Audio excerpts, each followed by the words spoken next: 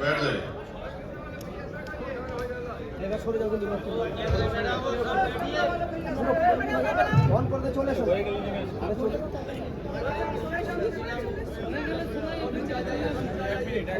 आ जाएगा तो अच्छा। सर्वप्रथम मैं भारत में जन्मे सभी संतों, गुरुओं और महापुरुषों को नमन करता हूं।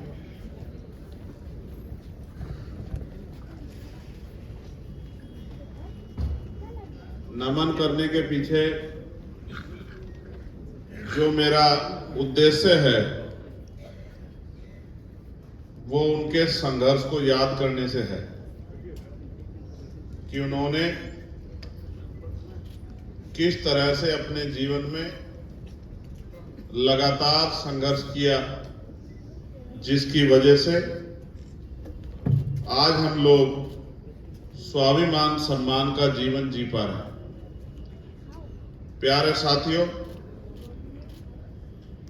बहुत दिनों बाद मैं बंगाल आया।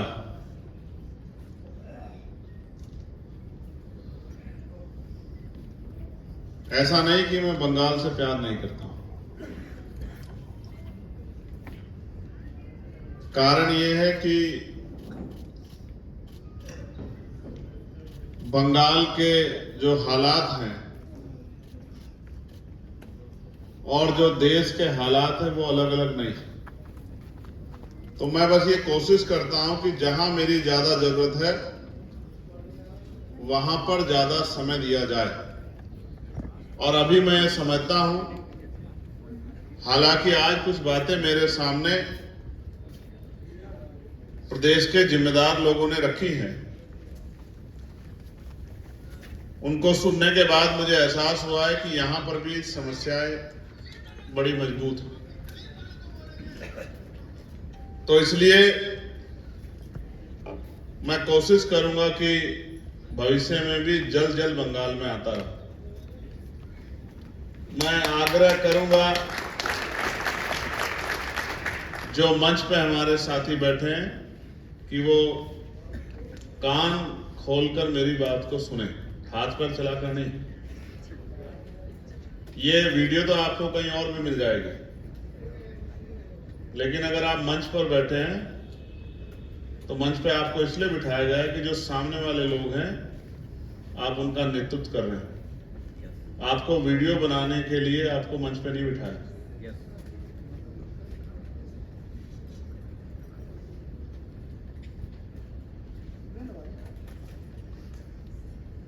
अगर आपको वीडियो बनाने का शौक है तो फिर आपको किसी मीडिया चैनल में काम करना चाहिए, ना कि समाज की मूवमेंट को चलाना चाहिए।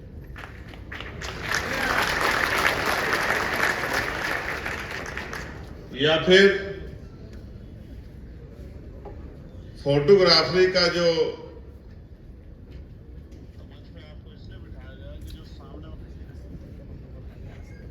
एक कार्य है वो भी बुरा नहीं है, उसे भी सम्मानित लोग ही करते हैं, वो भी आप लोग कर सकते हैं।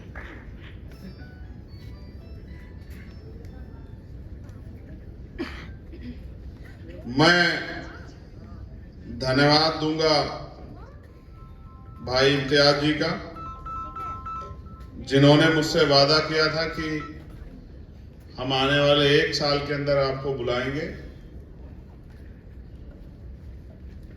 और इस 1 साल में हम एक बहुत अच्छा कैडर वहां तैयार करेंगे, जो कि आज यहां दिख भी रहा है।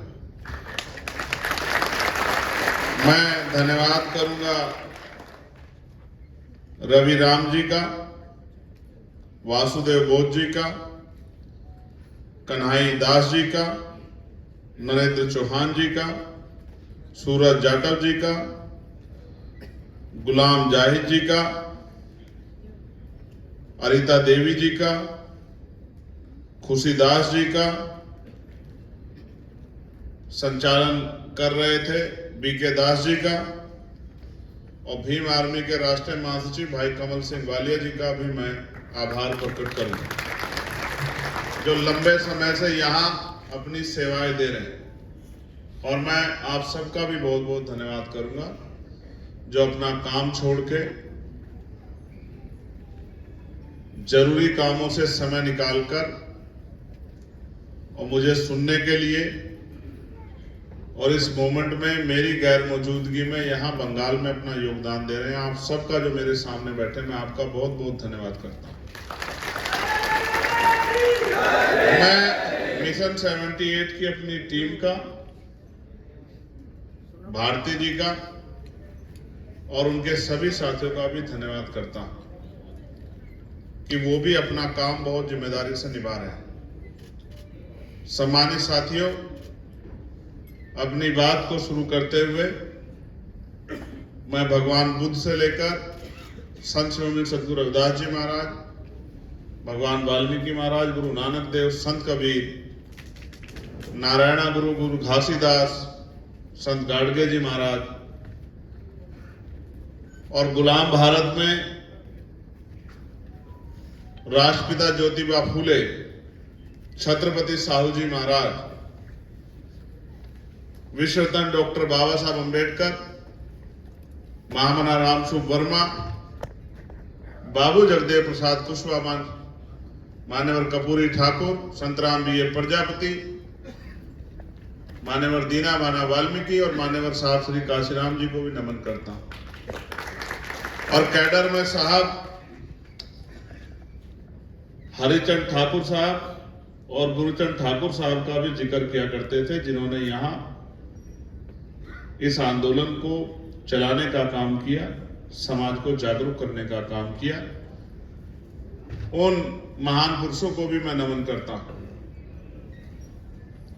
और आज एक तस्वीर मेरे हाथ में दी गई थी, आदरणीय बीपी मंडल साहब की और जोगेंद्रनाथ मंडल जी की। मैं उनको भी आज इस पावन धरती से नमन करता हूं कि उनका भी योगदान कम नहीं। प्यारे साथियों और सम्मानित बहनों, ये वो महापुरुष हैं जिनको जाने बगैर आप मिशन मूवमेंट का काम नहीं कर सकते हैं। इन महापुरुषों ने अपने पूरे जीवन जौन जातीय अन्याय और हक वंचित समाज को जवाब देने का काम किया है, उनकी लड़ाई को लड़ने का काम किया है, उनको संघर्ष के लिए तैयार करने का काम किया है।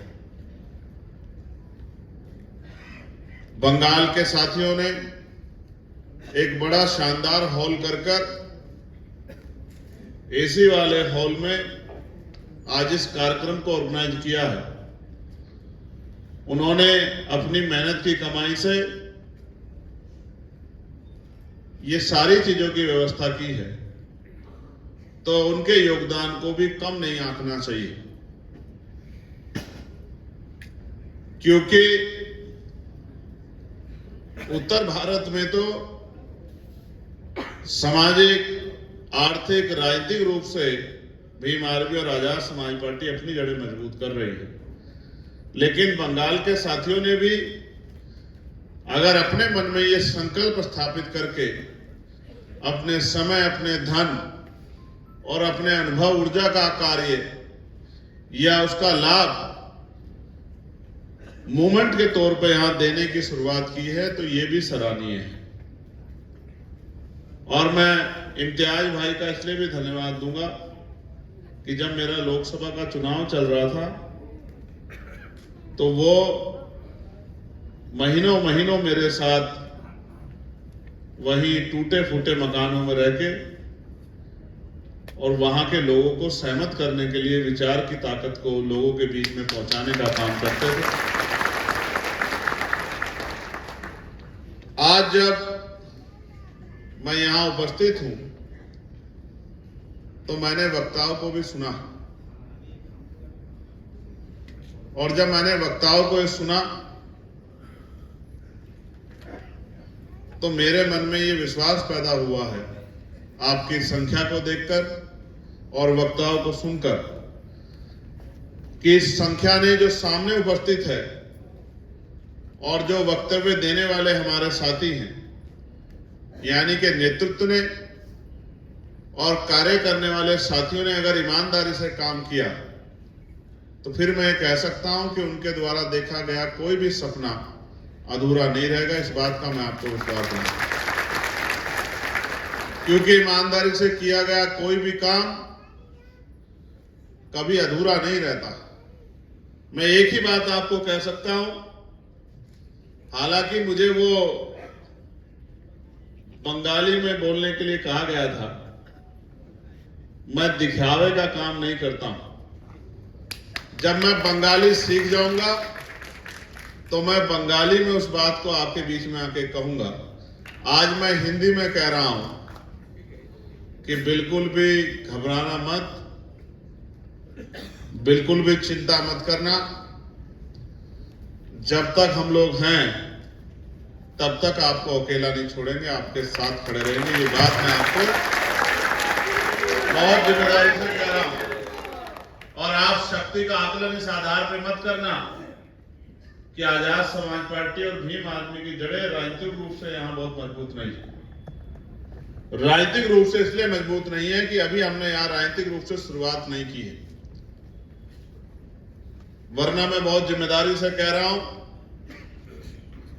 कि जिस भी लक्ष्य को हमने तय किया है उस लक्ष्य को पूरा करने के लिए हम अपने काम को तेजी से अंजाम दे रहे हैं।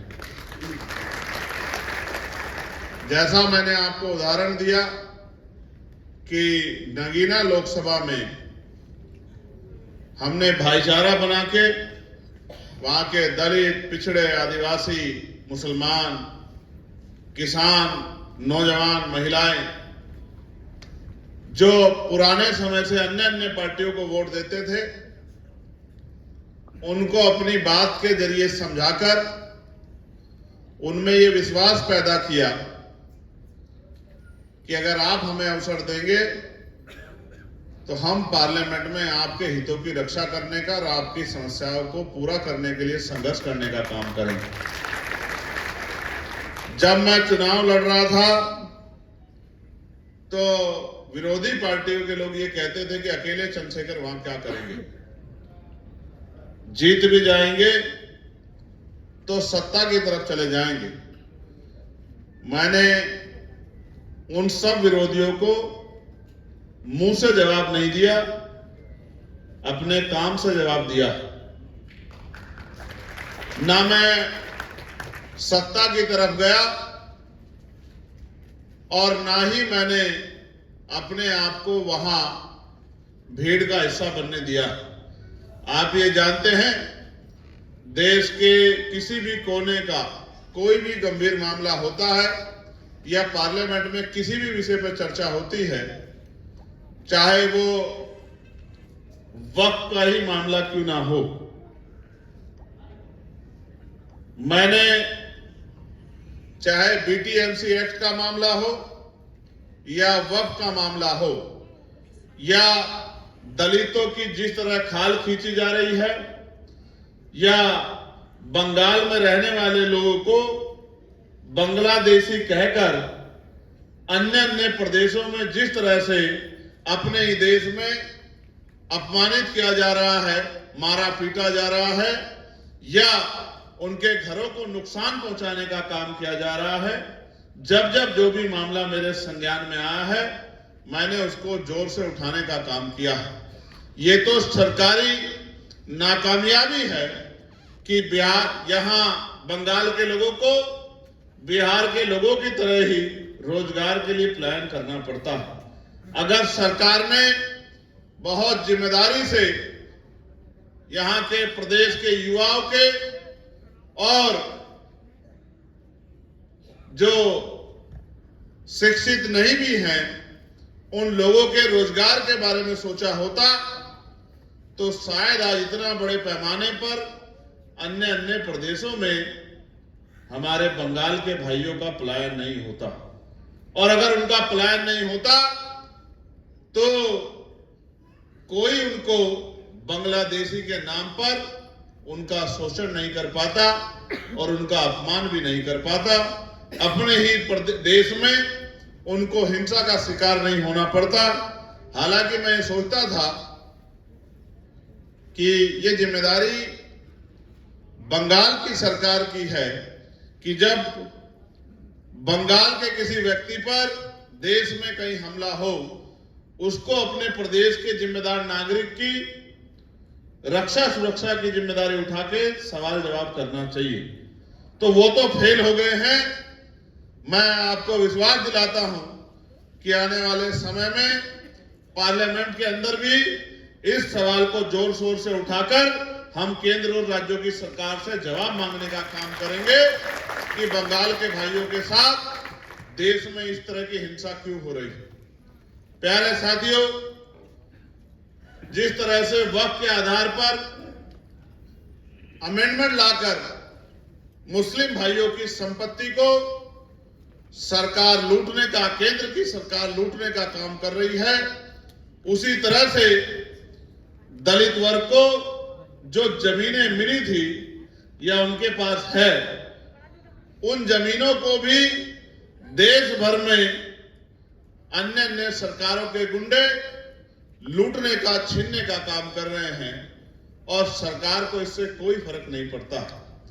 हमने वक्फ के खिलाफ भी जो अमेंडमेंट आया है, कानून बना है, और BTMCF जो बोध गया का इशू है, उनके खिलाफ 29 तारीख को मुजफ्फरपुर में एक बहुत मजबूत मोर्चा जो है वो निकालने का प्लान किया है। और मेरा विश्वास है कि 29 तारीख को आप नजर बना कर रखना, बिहार के मुजफ्फरपुर में एक बहुत बड़ा मोर्चा निकलेगा और सरकार से जवाब मांगने का काम करेगा। प्यारे साथियों, कई और भी समस्याओं की तरफ मेरा ध्यान आकर्षित किया है, चाहे वो टीचरों की समस्या हो या अन्य भर्तियों की समस्या हो। लेकिन साथियों, ये समस्या तब तक रहेगी जब तक आपके हाथ में इस समस्या से निदान की पावर नहीं रहेगी। ये लोकतंत्र है और लोकतंत्र में ये भोली भाली जनता, मैं इसको महान जनता भी कहता हूं, लेकिन ये भोली भाली भी बहुत है। ये भोली भाली जनता ये नहीं समझ पाई है, इसकी वैल्यू को नहीं समझ पाई है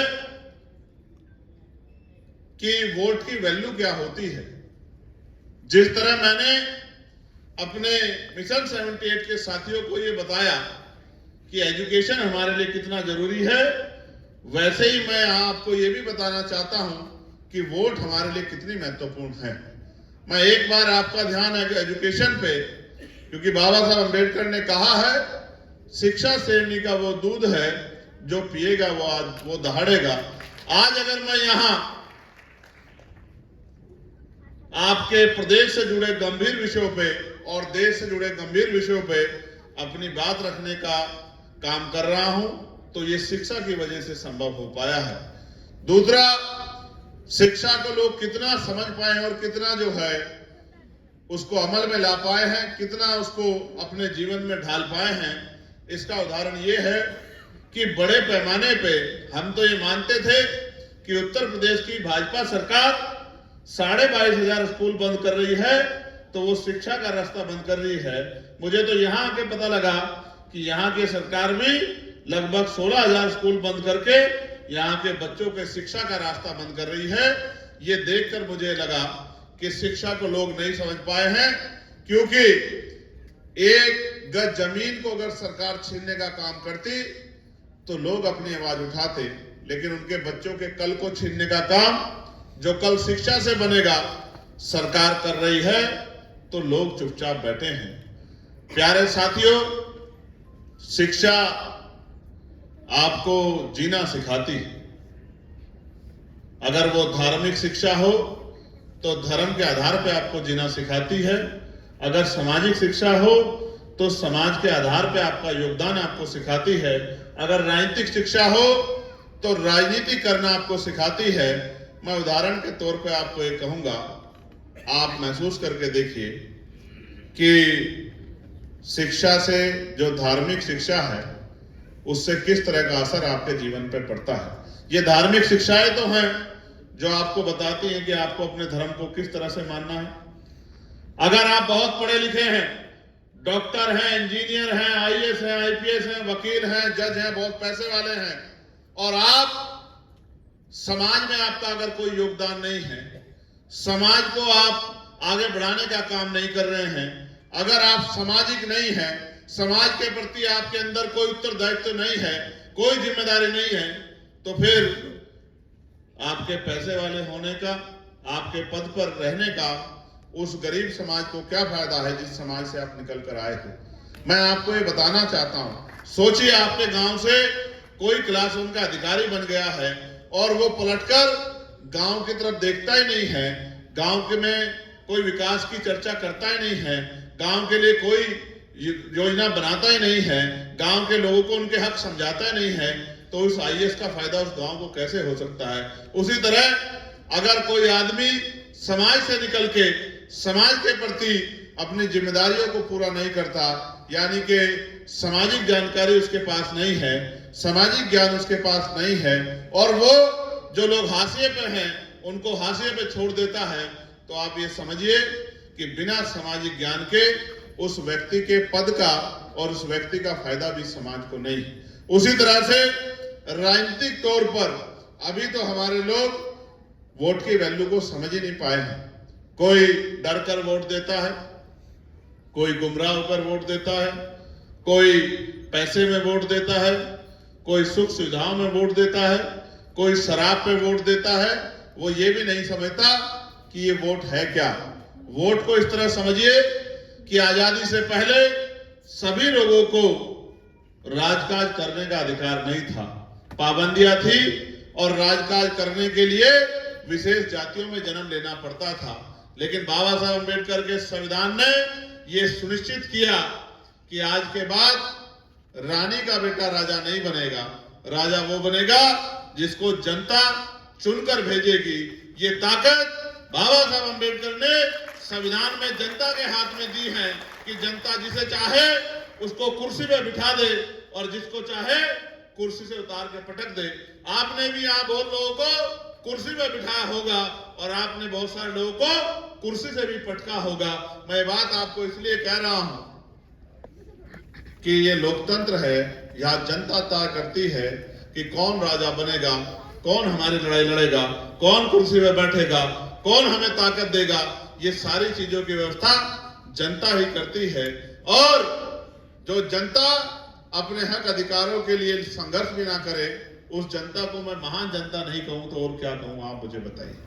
जिसके अधिकार उनके सामने लुट रहे हो, जिनका प्रदेश और देश उनके सामने लुट रहा हो, जहां जिनकी आंखों के सामने उनके आने वाले कल के भविष्य को कुचला जा रहा हो, स्कूलों को बंद किया जा रहा हो और रोजगार की व्यवस्था ना की जा रही हो, तमाम तरह की मुसीबतें उन पे हो, और वो जनता चुप रहे, तो वो क्या लोकतंत्र को समझती है?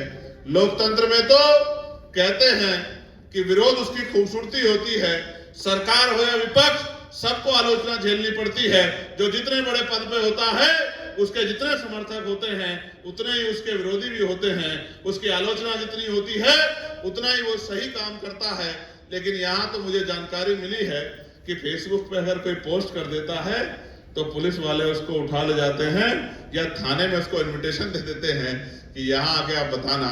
मैं मानता हूं कि लोकतंत्र नहीं, यहाँ की सरकारों को भी ये समझना चाहिए कि जब ये बातें यहाँ से निकलकर देश के अंतर्राष्ट्रीय या राष्ट्रीय पटल पर जाती हैं तो फिर उस सरकारों की किस तरह से जो है उस सरकारों के रुख का मजाक और उस तानाशाही का जो है जवाब मीडिया के माध्यम से या आवाज उठाकर जनता देने का काम करती है। प्यारे साथियों, क्योंकि कमल भाई यहाँ प्रभारी के रूप में कार्य देख रहे हैं और इम्तियाज साहब और रवि जो है वो यहाँ इस प्रदेश को किस तरह से एकजुट करके भाईचारा बना के आगे बढ़ा सकते हैं, इस पर अग्रणी भूमिका में हैं।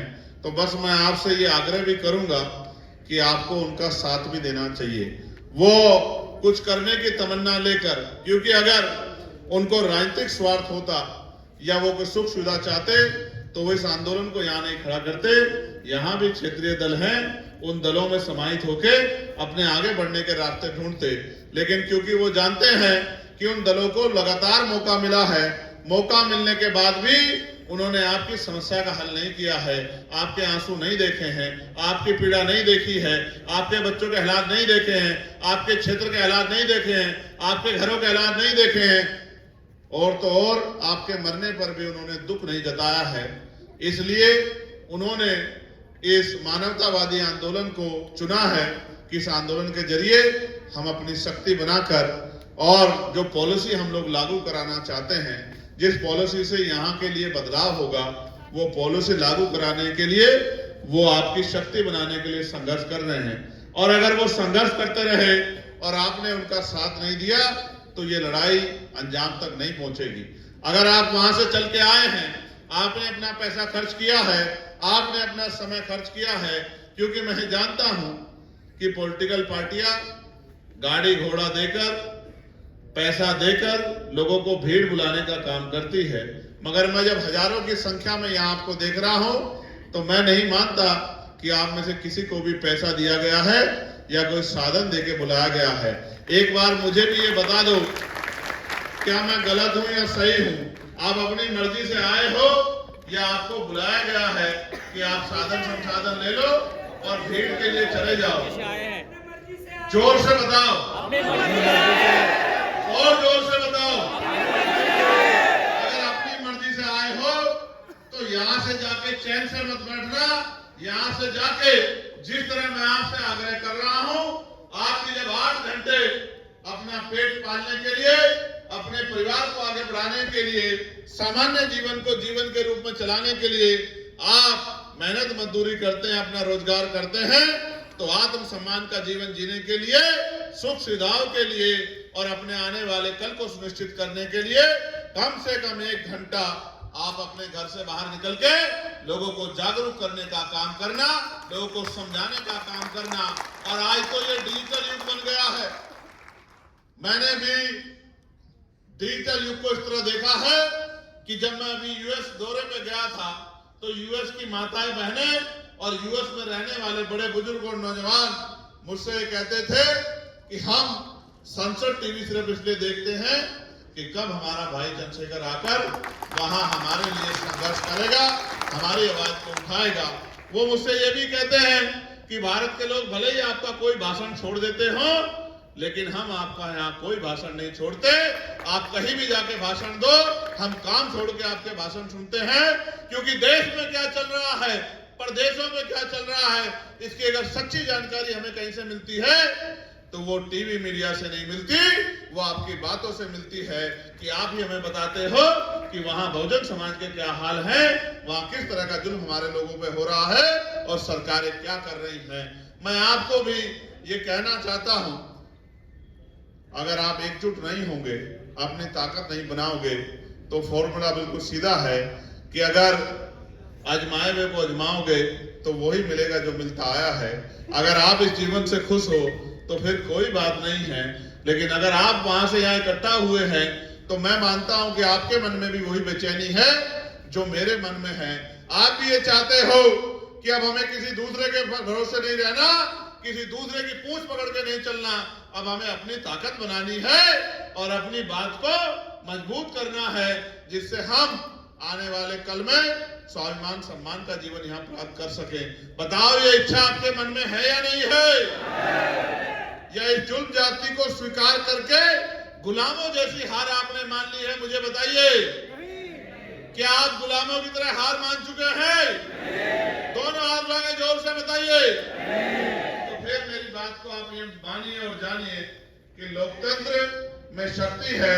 आप अपनी वोट से अपना और आने वाली नस्लों का भविष्य बदल सकते हैं, लेकिन ये तभी संभव है जब आप मिलकर काम करें और विचार के साथ काम करें।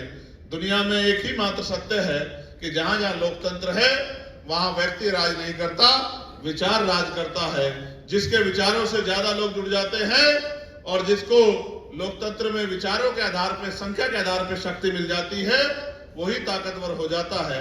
मैं आपसे अपील करना चाहता हूं कि आज से आपको मेहनत करनी है और अन्याय का मुंह तोड़ जवाब देना है, और उस मुंह तोड़ जवाब को तब तक देते रहना है जब तक अन्याय बंद ना हो जाए या हमारी सांसें ना बंद हो जाए। इस बात का भी संकल्प हमको करना है, क्योंकि जीवन जीना कोई बड़ी बात नहीं है, बड़ी बात है स्वाभिमान सम्मान से जीना। और बड़ी बात यह है कि जब हम जी रहे हो तो वो दिखना भी चाहिए। एक बार जीवन मिला है। बाबा साहब अम्बेडकर ये कहते थे कि जीवन लंबा नहीं, महान होना चाहिए। महान तभी होगा जब सुख सुविधाएं होंगी। आज क्या है, रूखा सूखा खाते हैं, गंदा पानी पीते हैं, जुल्म जाति सहते हैं और डरपोक बन के रहते हैं। मौत तो आएगी, बुखार खांसी से, कोरोना से कितने लोगों की जान चलेगी। जब तक आएगी नहीं, जब तक कुछ नहीं बिगड़ेगा, और जब आ जाएगी किसी पे रुकेगा नहीं। इसलिए संघर्ष के लिए तैयार हो जाओ और ऐसे दोनों हाथ उठाओ मेरे साथ। आवाज दो हम एक हैं, आवाज दो हम एक हैं। ऐसे शक्तिशाली होने का कोई फायदा नहीं कि जब आप किसी कमजोर की रक्षा ना कर सको। मैं उसी सरकार को और उसी नेतृत्व को शक्तिशाली मानता हूं जिस सरकार और जिस नेतृत्व में गरीब कमजोर भी अपने आप को शक्तिशाली महसूस करे, अपने आप को सुरक्षित महसूस करे। मैं आपको हमसे जुड़ने का एक रास्ता भी बताता हूं। एक नंबर जो है, आप अपने फोन निकालिए, चाहे वो इधर बैठे हों या इधर बैठे हों। एक रास्ता मैं आपको जुड़ने का बताता हूं। उस रास्ते को आप फॉलो करोगे तो आपको पता रहेगा डिजिटल भारत में किस तरह हम दूर दूर रहकर भी एक दूसरे से जुड़ सकते हैं। मैं एक नंबर आपको बता रहा हूं, उस नंबर पे आप मिस कॉल करना। जब आप मिस कॉल करोगे तो उधर से आपको मेरी आवाज सुनाई देगी। आपको अचंभा नहीं होना चाहिए कि चंद्रशेखर भाई हमारे सामने भी है और हमारे फोन पे भी है। ये डिजिटल युग है, यहाँ एक आदमी एक ही समय में कई जगह तकनीकी रूप से दिख सकता है। जैसे मैं यहाँ खड़ा हूँ तो विदेश में बैठे लोग भी मुझे यहाँ लाइव के माध्यम से, जो मीडिया बंधुओं ने चलाया है या हमारे किसी सज्जन ने चला रखा है, उसके माध्यम से भी सुन सकते हैं। तो मैं नंबर आपको बताता हूं, मेरी आवाज आपको आएगी। वो आवाज जब खत्म होगी तो एक टेक्स्ट मैसेज आपको आएगा। उस मैसेज पे जब आप जाओगे तो आजाद समाज पार्टी की साइट खुल जाएगी। उस साइट पे जब आप अपना डाटा फिल करोगे तो आप आजाद समाज पार्टी काशीराम से जुड़ जाओगे। मैं नंबर आपको बताता हूं, फोन आप निकालो, उस नंबर को नोट करो और उसको डायल करो और आजाद समाज पार्टी से कनेक्ट हो जाओ। 7292060060। मैं पुनः एक बार बताता हूं, 7292060060। इस नंबर पर जब आप कॉल करोगे तो उधर से मेरी आवाज आएगी। जब मेरी आवाज आना बंद हो जाए तब फिर आपके फोन पर एक टेक्स्ट मैसेज आएगा। इस मैसेज को जब आप खोलोगे और इसको फॉलो करोगे तो आपको पूरी जानकारी मिल जाएगी। आप अपना फोटो, नाम, पता फीड करके, और ऐसा मत समझो कि ये फ्री में होगा काम। सिर्फ अगर कॉल करोगे तो सिर्फ कनेक्ट हो जाओगे, और अगर साथी बनोगे तो फिर आपको 20 रुपए भी चुकाने पड़ेंगे कि 20 रुपए देकर आप वहां इस सक्रिय संघर्ष के साथी बन सकते हो।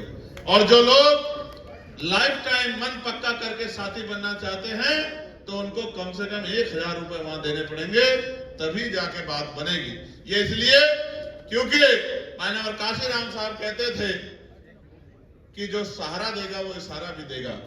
जब आप चाहते हो आपका आंदोलन चले तो आपको उस आंदोलन को सहयोग भी करना चाहिए, क्योंकि अगर आप सहयोग नहीं करोगे तो कोई दूसरा सहयोग क्यों करेगा?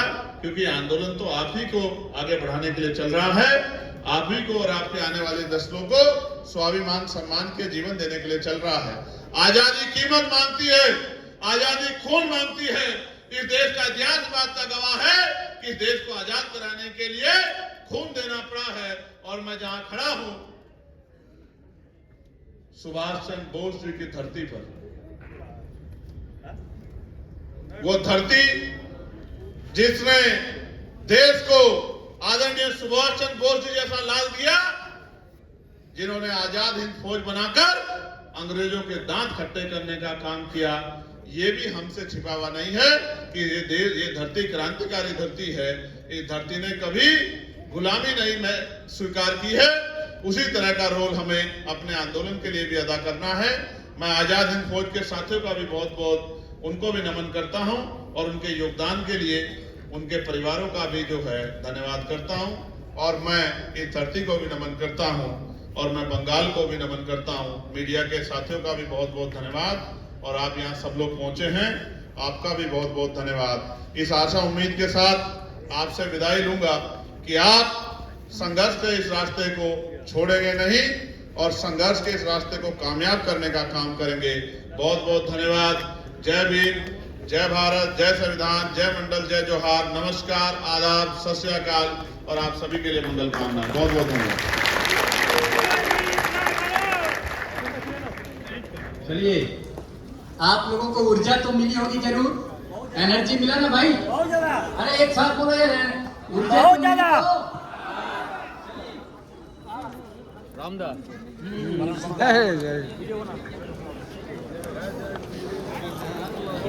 आइएगा।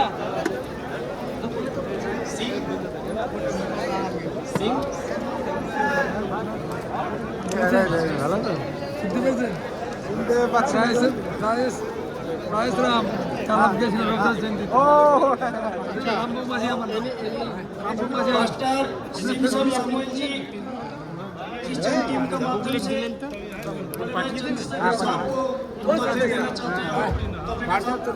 करना चाह रहे तो दे